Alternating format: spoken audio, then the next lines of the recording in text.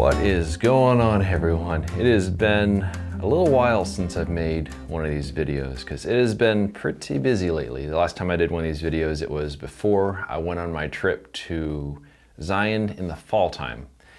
And I was so busy trying to get things ready for that trip and trying to make sure I didn't forget anything. And then when I got back from the trip, I started producing the portfolio box sets, and that took a lot of work, and I still have a lot of work to do on those. I'll talk more about that a little bit. And then as soon as I finished posting the videos from the Zion trip, I was off to Death Valley, where I just got back from. So it's been a pretty hectic couple months or so here, plus throw in Christmas and New Year's and all that sort of stuff in between. But yeah, I just got back from Death Valley. I was there for a little while, and then I went over to Zion. And I know it might seem strange to head back to Zion even though I was just there, but when you go there during the winter time, it's an entirely different experience than when you go there during the fall.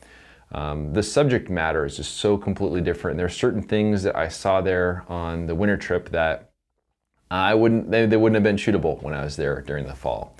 And it was actually fairly busy for being the off season. I was a little surprised by that, but I still had no problem finding a campsite and everything else along those lines. But one of the things I wanted to talk about, first of all, is the camera that I am recording this with right now. I'm going to do a dedicated video on this in a little bit, maybe the next week or two. But I am no longer filming these videos on the Nikon D750, which is what I'd been using for the past few years or so. I was basically able to swap that camera for a Sony A7S II. So now I have the ability to record in 4K, which is pretty cool. I also have an in-body stabilizer. It's a smaller form factor and does really, really well in low light. I mean, I was shooting some video at ISO 80,000, ISO 100,000, and I will actually have to darken the video down a little bit in post to make it look more true to the scene. Otherwise, it just looks brighter than it really is. But it was really nice to have that ability. I started by thinking I was going to use just all my Nikon lenses with an adapter, but the lens I use the most is a wide-angle lens, the 20mm 1.8. And I actually ended up replacing that with a Zeiss Loxia 21mm 2.8, which is a nice compact lens.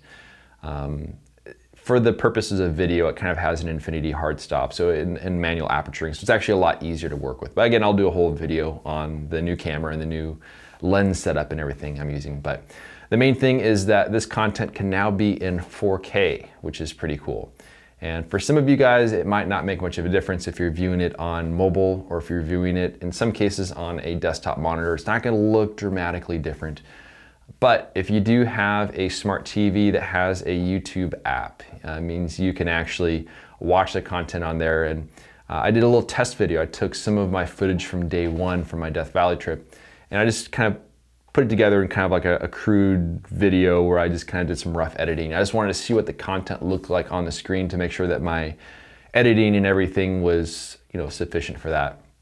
And I gotta say, it was pretty cool to see. Both my wife and I were sitting there looking at it, and it really gives the feeling of being there. So when I do post the Death Valley and the Zion winter videos, if you guys have a 4K TV, I would encourage you greatly to check it out on there, because it is a whole different experience. It kind of gave me the feeling of being there again, which is something I kind of struggled with in the past when it comes to doing the videos. On the topic of Death Valley, it was an interesting trip. One of the things about large format is I'm very slow to set up. I'm very slow to respond to changing conditions. And there was a lot of really quickly changing conditions on this trip. And I gotta say, it was incredibly frustrating. I dropped my film off at the lab, so I haven't gotten it back yet. I'm hoping that things turned out pretty decent. But in those conditions, I mean, it could be incredibly frustrating because there's so much beautiful stuff going on around me. I just don't have the ability to set up fast enough. And that made me even kind of like rethink, like, why am I doing this?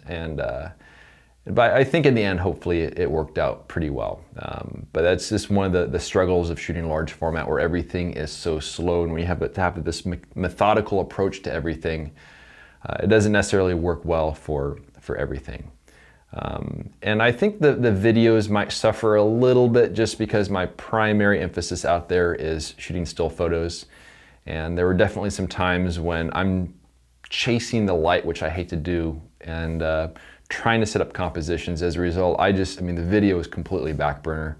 So I'm hoping I'll be able to put things together and tell the story of the trip, even though I don't really have quite as much content as I was hoping from there. But then when I went to Zion, it was calm, it was quiet. That place is just so much better suited for large format. And I think I was able to sort of produce a level of content that I'm gonna be very happy with from there. Another thing I want to talk about is the portfolio box sets. So when I decided to not do a book for 2017 and instead do a portfolio box set, I wasn't quite sure how well they would sell. So I ordered in about 46 of the actual black boxes, the archival black boxes, figuring, you know, it's a good safe number and we'll see how it goes. But you guys were awesome, and the first 46 sold through incredibly fast. And so I placed another order for 80 something more of those boxes to complete the entire edition back in early December. And I was told by the manufacturer that it was going to be a 4-week back order. And it's been well more than 4 weeks and they still haven't arrived yet. So I have a lot of pending orders for the portfolio box sets. Don't worry guys, they will show up at some point. I've actually already produced the prints, I've produced the sleeves, I've made everything I can on my end. And I even sent out a few orders before Christmas to try to make Christmas, using some of the actual boxes I store my film in, just kind of using some of those to send out the box sets. But I'm hoping to get those boxes in pretty soon so I can mail out all the existing orders. And I really haven't spent a lot of time promoting that just because I already have such a big backlog on those. And I've learned a lot from doing the box sets this year. It's been a pretty awesome experience, but at the same time, I'm just definitely gonna make sure I have enough supplies for 2018 where I can just, you know, make them up and have everything I need and not have any sort of delays. But they will arrive at some point for those of you that have pre-ordered. Just please be patient and hopefully I'll get the notice pretty soon that those have shipped. If you guys are interested in the portfolio box sets and more information about it, you can find a link down below in the show notes. But it has been a pretty hectic last couple months. I plan on kind of getting back in the scheme of things again and doing some more videos. I got some more products and stuff to talk about, stuff I've used on the trips. I have some observations using the new Arca Swiss camera on the last 2 trips. And it really did allow for some shots that otherwise would not have been possible on the Ebony, so that worked out really well. But I want to thank everyone for watching, and I'll see you guys next week.